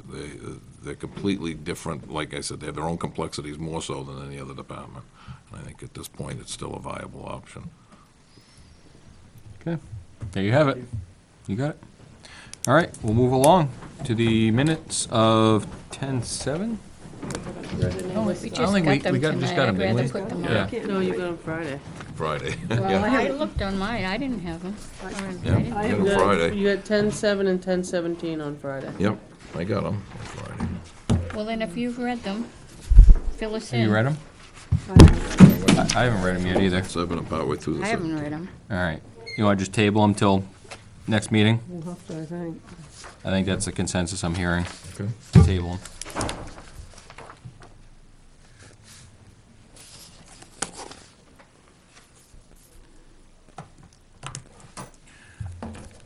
Manifest. Move to order the treasurer to sign payroll accounts payables checks dated November 21st, 2019, including the following manifest. Payroll manifest, $57,011.76. Accounts payable, $111,114.41.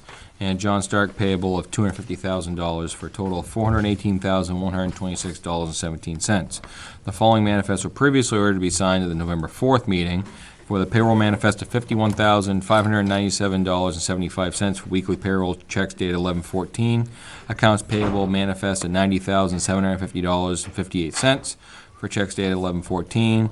And fire department accounts payable of $9,246.26 pre-approved by the Board of Fire Wards. Is there a second? Second. All in favor? Aye. Aye. Is there signatures? Yes. In all of Wendy's stuff too? Yes. Was there a avatar thing in there? Yes. All the signatures No, on it? there was an MS. It should have been a preliminary assessment, Yeah, the equalization. Yes, that was in the back. Yes. Yes. It's got enough signatures? It has 4. I'll give it to Jack, he can finish it. Because Jack signed the one that I had. Yeah, Yeah, you can sign that one, I'll throw the mine away. let's just sign that one, nobody else did. I didn't know it came from Avatar. Yeah, that one. Yeah. That one. Oh, And yeah. there's one more actually that Wendy brought me up, but I didn't want to, and it's a timber cut. Okay. Did you vote? I know I asked. the question. Yes, it was a vote, all in favor. Okay, here you go, Rick.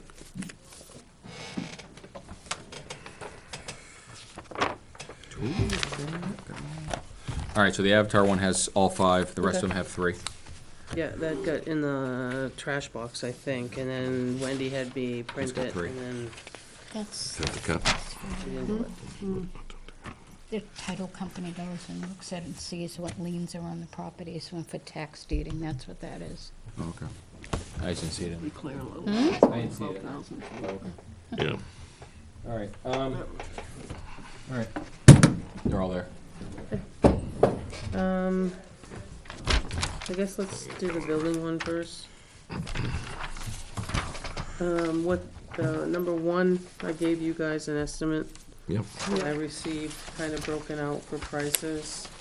We'll have to see, what we wanna do. The only thing is, I didn't ask him in the email.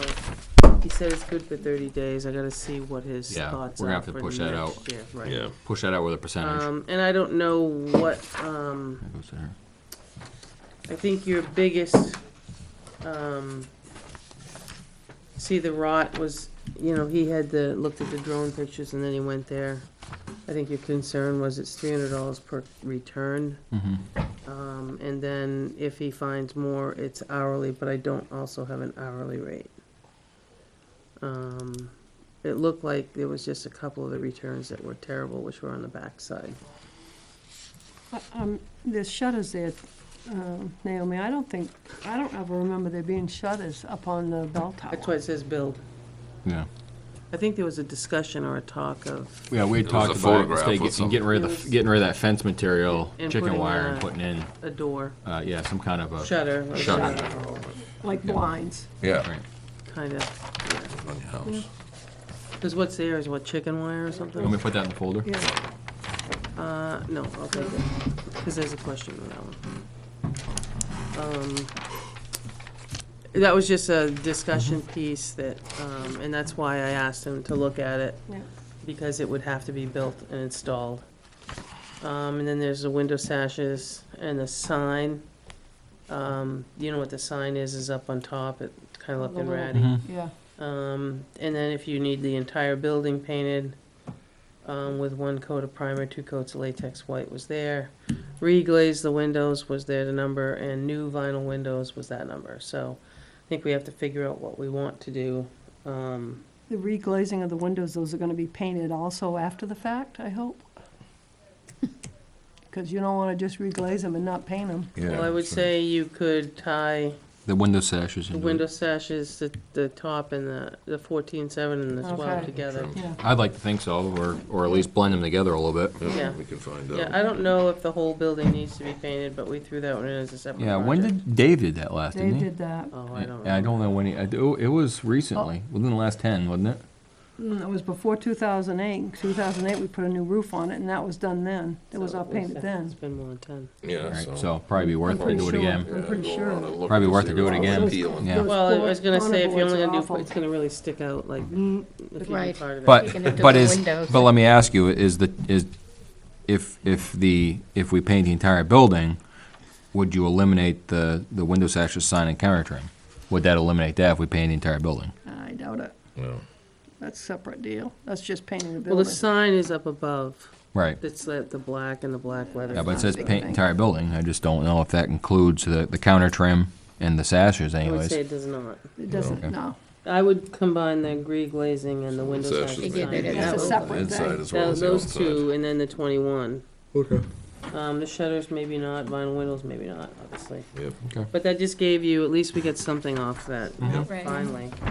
But I do have to ask for, An extension. no, not an extension, like, when we did the bell tower, he gave me a percentage. Yeah. Yeah. So I need to Ask know if the there's a percent for percentage, the spring. Yep.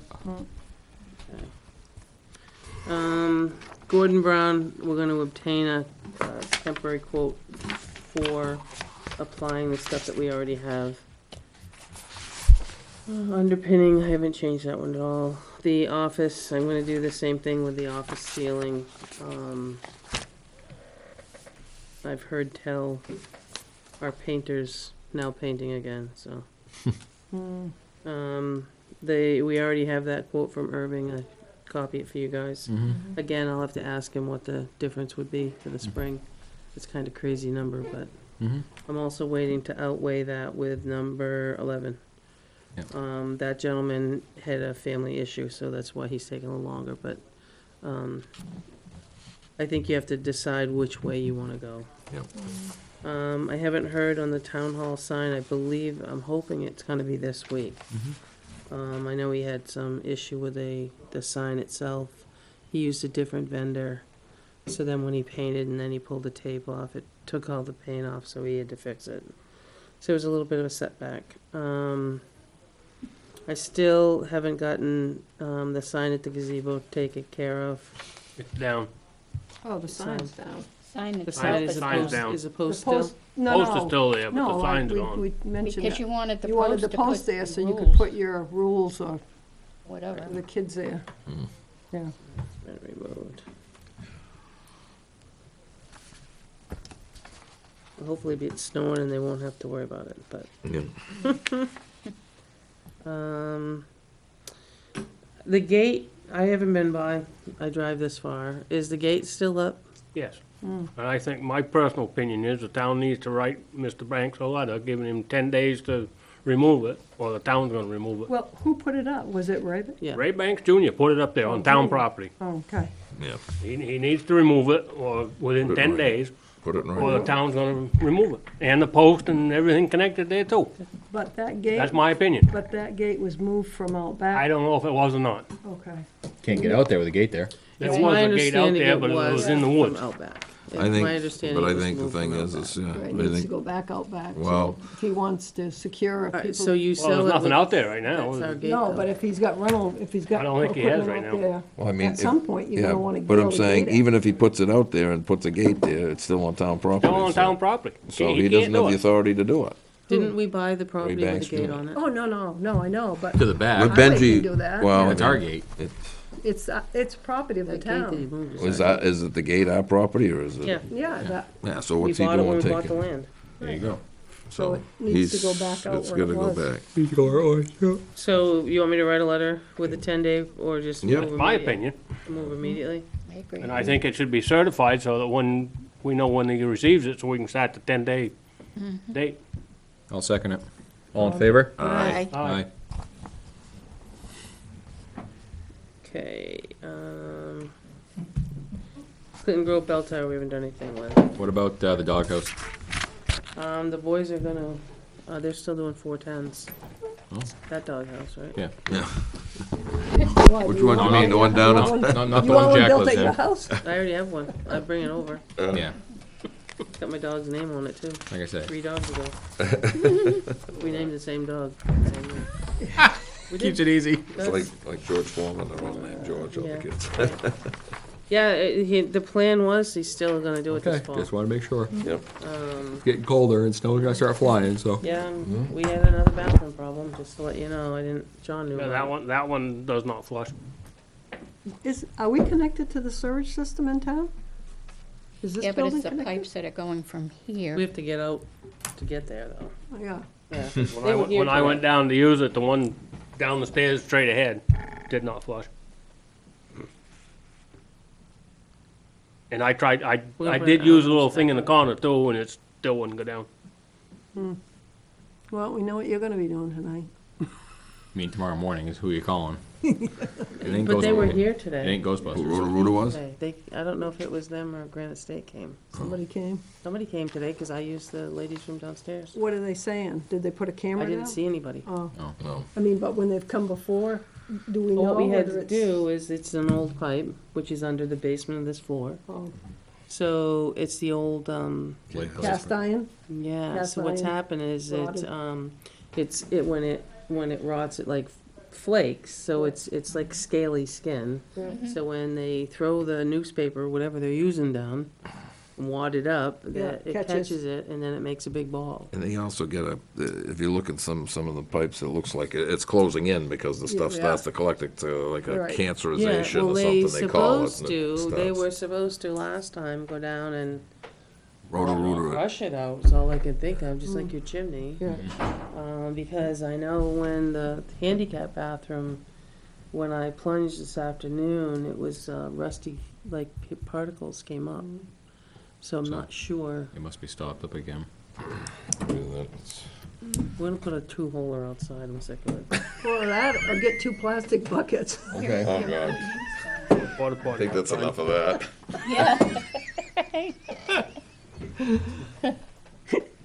Get the porta potty outside. Yep. They wouldn't stay long, would they, in the winter? No, that's what I'm thinking, yeah. Be more productive. We'll put a space heater out there for them.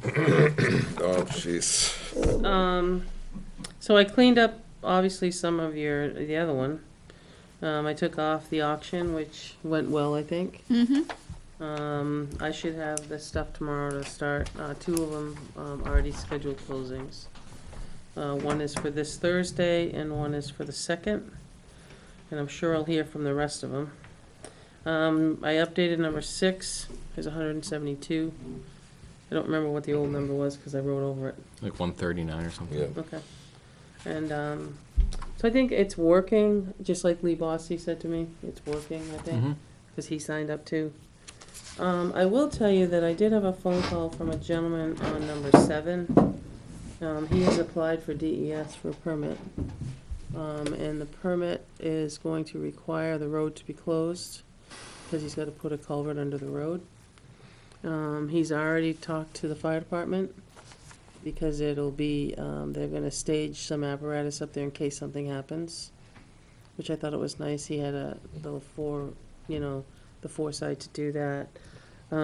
He's not sure when, it's just really a matter of DES, and when he gets his approval from DES, he told me he had to come back here. Because he's the new owner, he did sell it. And he's just wanted to, because it's our road, so we have to make sure we get It's not the permission. same gentleman that, No, it's a different guy. yeah, okay.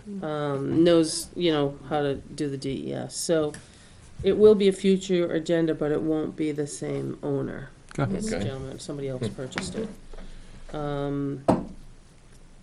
So next week, you are going to see the library and all of Benji. The 4 for Benji. Then, I don't know if he's got any, or if the library has any warrant articles. And I then, bet she's got a couple, but Yeah. well, we it know would what be- they are. They're trucks, Well, the it'd 2 be trucks. capital improvements. Yeah. These are, like, the fire department didn't come to capital reserve, Right. so these are extra.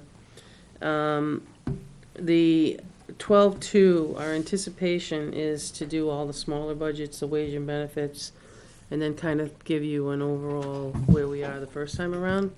Because the finance committee has asked me to come on December 4th, which is 2 days later, and kind of give them a first rough draft to see, just bounce off what they're looking at.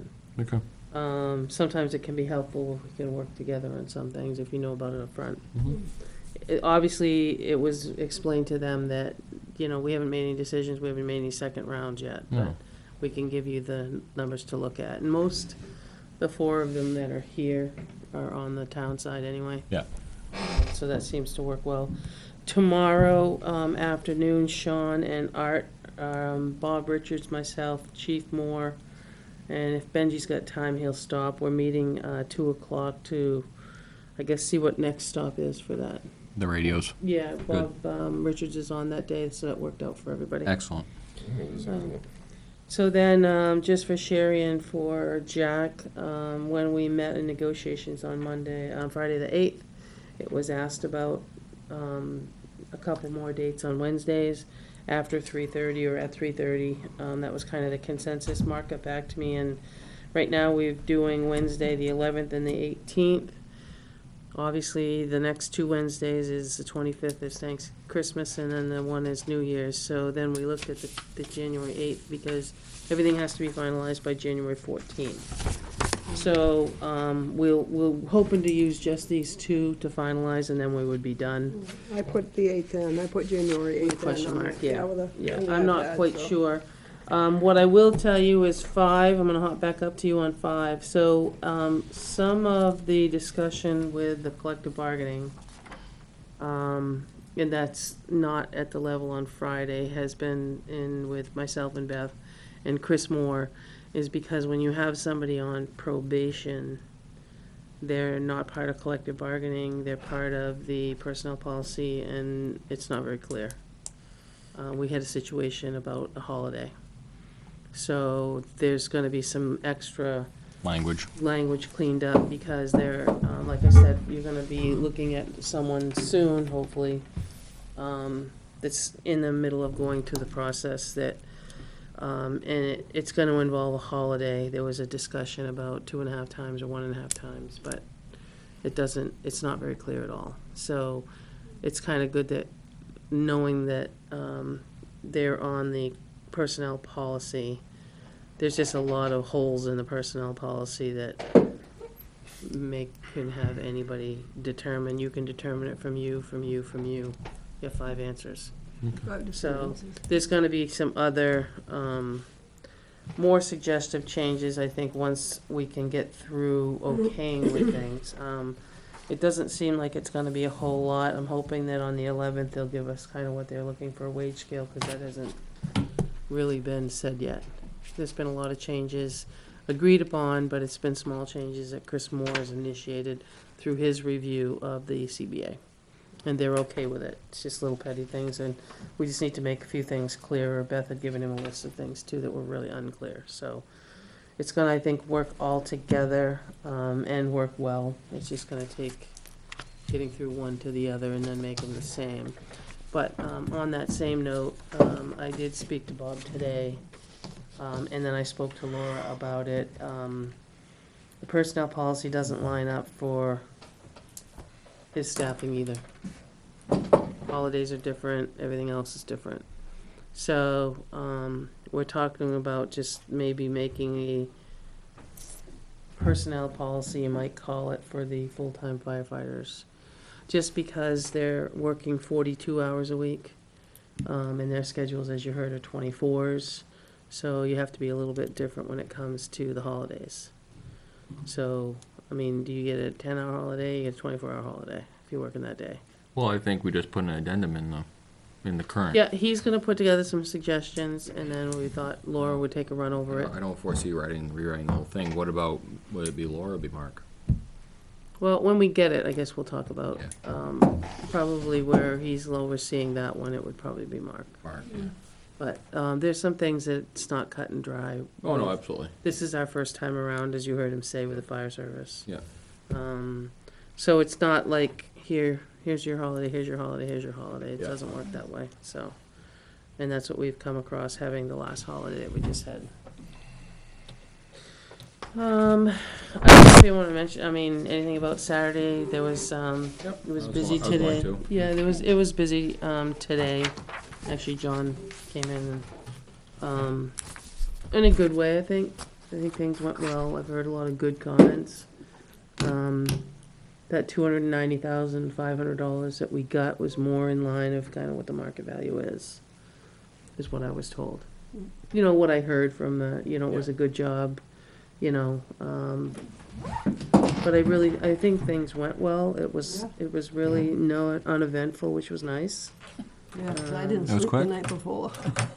Yeah, no, I thought it went well. Yeah, what we're referencing is on Saturday the 16th, we had the tax deeded properties auction hosted by Jim St. Jean and his brother Jay. We auctioned off 6 lots. We had 7 on the docket, but we ended up finding out through some research and some neighbors that were notified, which is good we do this process. Somewhere along the way, the property was actually deeded to the U.S. federal government, to the Army Corps of Engineers in 1959. So, so we can't sell the federal government land. Yeah, I mean, we were gonna give it a shot. Try. We were gonna give it a shot, but probably would have regretted that. Yeah. 3 lots So, and a closet. so like I said, that we ended up going to 6 lots, and the revenue generated from that auction was $290,500. Potential. Potential. Some of that comes back from back taxes. Some of it is fees and stuff. So it's not a 100% deposit And they all into have the to account. close too. They all have to close still too. So but it was it went flawlessly. I think it was 25 minutes, and 6 lots were done. About 30, yeah. This is our second one that we've had. And the first one was a little rocky, I would say. Went fine, but it was rocky because we haven't done it before. Had a little bit more experience this time, and it went, I think, very well. Very well. Yeah, because the guy. St. Jean Auctions did a. Oh, St. Jean Auctions did an awesome job. They do a lot of the area. As a matter of fact, this coming weekend they're in Hillsborough, doing 54 lots. Tax deeded properties in Hillsborough. So if you're interested, stop by. But like I said, this is something that they do, and Jim and Jay have been doing it for a long time. And they know the forms. They got down to a science, and I think we're even with them and their paperwork, where it was packed up and out of there in an hour. So, absolutely flawless. Yeah. So. No, I think it went well. We had a lot of Yep. good comments. Yep. It went well. Yep. So now we just have to wait and see that everybody closes. Yep. They have 30 days to close. And if one of them balks, then you go to the next bidder, which Yep. happened last year. Yep. Um, And they record who the reserve bidder was, and Yep. they were all within $1,000 of the next bid. So. yeah. So, Yeah, no, he'll no. provide me, he's supposed to drop off all that stuff tomorrow so Laura can get started, because one of them wants to close on Thursday, Oh. Nice. 9 o'clock. I know a couple of them, yeah, they were talking about closing as soon as possible. And then, the first one's gonna close on Thursday. Yeah. Number 2 wants to close on the 2nd. And number 3, had a good conversation with him. John did too, he was there when John was there. Yeah, I think actually, I think if he, Oops, sorry. his plan, his plan to go and talk with him first, he may have success. You know, he does this all the time. Yeah, There wasn't. yeah, he's a professional. He's a professional, he flips them. He flips them, he Yeah. buys property. Cash for keys. Yeah, no, so, and then the other ones, I think one was a neighbor. Yeah, one was in a across the butter. street, and I Yep. don't know the last one where, I only have a number, so I don't even know who he is. The other one that they went to check and had a lock on the door, a separate lock, that gets squared away. Number 2?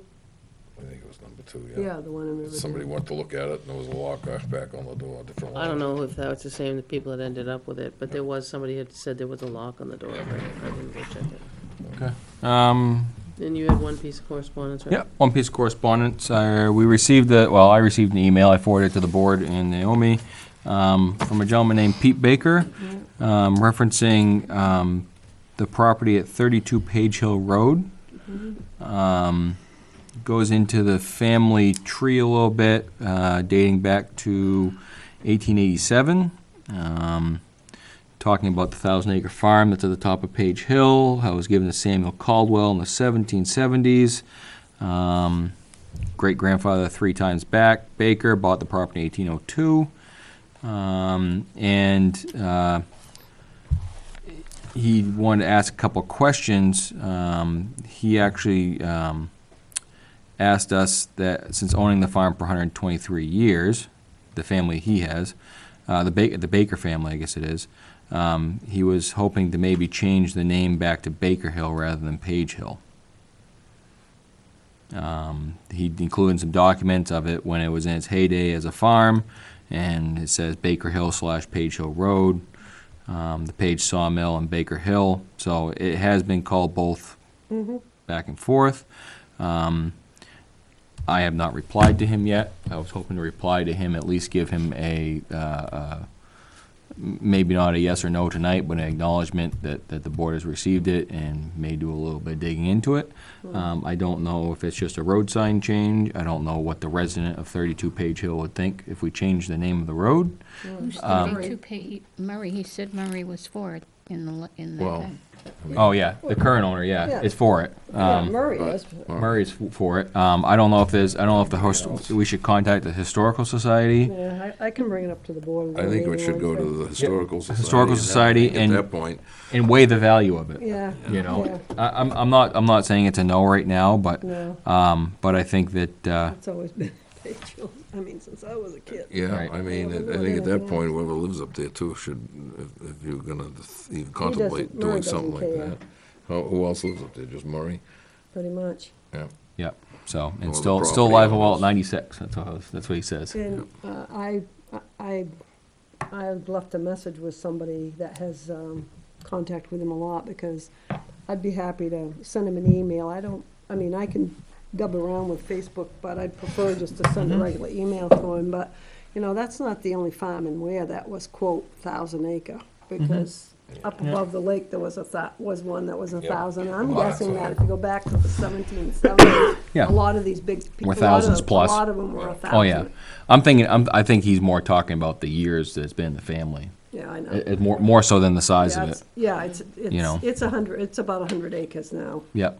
So, that was the only piece of correspondence I had. Like I said, I will respond to him, and I will say that, you know, that, 1,000-acre farm and 1,000 flock of sheep. Is Yeah. that just coincidence? yeah, that we'll contact the has Historical more sheep. Society, and we'll be in contact with him, and go from there.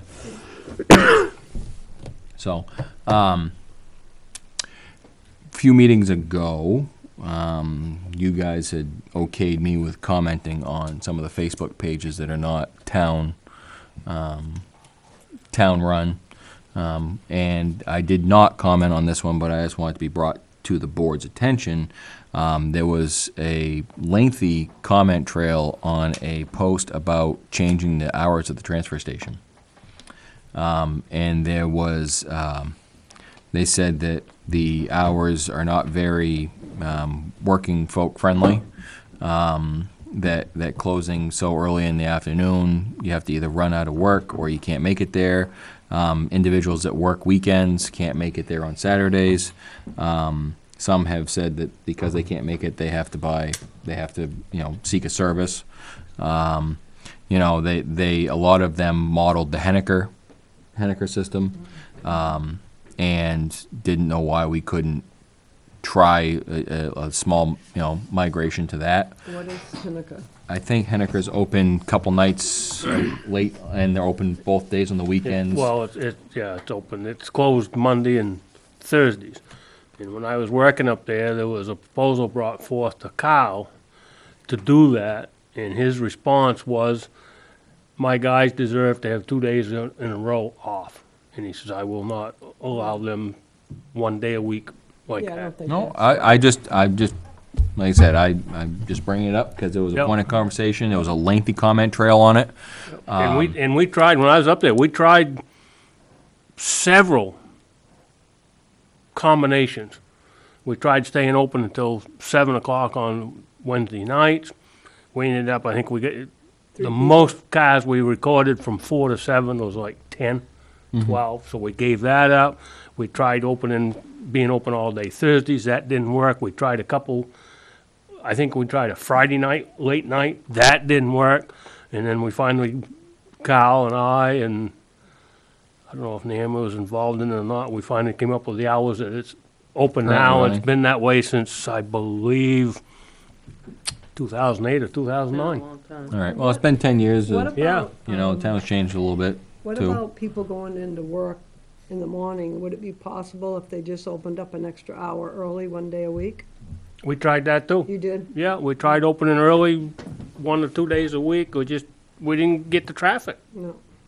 Well, I think that was, that was 10 years ago. I think it's worth giving another shot Maybe. of another study and finding out, I'm not saying just flat out go with the Henniker plan, but I'm thinking if, like you said, maybe if it's open an hour or two earlier on a couple days, Well, if or if it's open a little bit later on another day. The other thing is too, is fast forward 10 years, we have a lot more avenues for communication and broadcasting the information. And again, I'm not, obviously it has to work for us as the town. It has to work for the employees that are down there. And those are the first ones we have to think of, I believe. Again, they signed up for a gig at this hours, and if we change it a little bit, then we need to go with that. There was also a comment about there was a picture of the sign that's up there right now, and there was an inquiry of the 3-day weekend that they're going to get, and I did put a correction out there for that. I says that you guys need to understand that the Saturday is on the employee's vacation or earned time. It is not part of the holiday. And that was a correction I did put out there because it was misconception that basically it was a 3-day holiday paid weekend. And I said that is not the truth. So that was corrected. I did correct that one, but then it did lead into hours of operation. And I did not comment on that. But like I said, it was just something, food for thought. I figured I'd bring it up to the board. It's an avenue we can cross. We can talk to Benji and maybe Matt. And Well, I'd say we meet with, the two up there and Benji. How many Yep. people are in the feed? in that particular one, Yeah. or how many comments? No, just how many people are we About talking? 1,700, I believe, 1,700. in that group, I think. Okay. No, I just was curious if, were we talking 20 Yeah. people? I didn't know how many we were Yeah. talking. No, I didn't see anything. 1,895 members. Okay. And that's the Weare New Hampshire group. Weare Common New Hampshire, which is run by the library, has 1.1K. Yep. But I believe it was the We Are Weare New Hampshire group. I didn't happen to see it, but I'm on that, but I just never happened. Yep. No, I just sometimes, those feeds can go back and forth with 7 people. You know what I mean? I've And then watched they it. put but- 1,700. Oh, absolutely. No, I just was curious. Yeah, I mean, that many people, but there's may only be 4 or 5 griping, Yeah. Yep. that want, I mean, I can't imagine it would be too bad just to have them open one morning or 2 mornings early. Well, That I would think, take care of the people that say they can't get there at night because they're still at work. So if they want to get up a half an like hour I said, the thing early, to do is try it. look at it, sit down Yeah, hash with it out. Matt. I mean, There was 36 comments on that one post. yeah, sit down with Matt and Oh, that's- I did Benji. go over this fall, That's more thinking than that they opened 10%. at 7. no. And I sat down by the highway department till they opened the gates up. No, we did not go When over I that. drove up, I believe Really that sure. everybody went up there and looked Here at it. early and on was- the Yeah, I sign. Thought it did. was I took some satisfactory. pictures, Yeah. so- Thought it was satisfactory. My clock wasn't turned back, right? I just jumped ahead. Do you want to bring it up, or? Well, no, I didn't know if it was already discussed or not. 71 Orchard Path. Is that where the email? Mm-hmm. yeah. Yeah, I think some of you went out and looked at it. We went up and looked Yeah. at it. There's nothing wrong up there. I looked at the driveway, the gravel driveway was fine. I think, well, The only thing I saw that was, and I spoke to Benji about it, was where, geez, I'm getting a brain cramp. The other road cuts in the Orchard Path. Wallingford Wallingford Terrace. Wallingford Terrace. Terrace. And there's a puddle that's collected there, but they know it and they're coming back to fix it. And if they haven't done it already, they're going to. They messed up on the grade there and they're gonna cut it out and fix it and then we'll have the second coat next year anyway.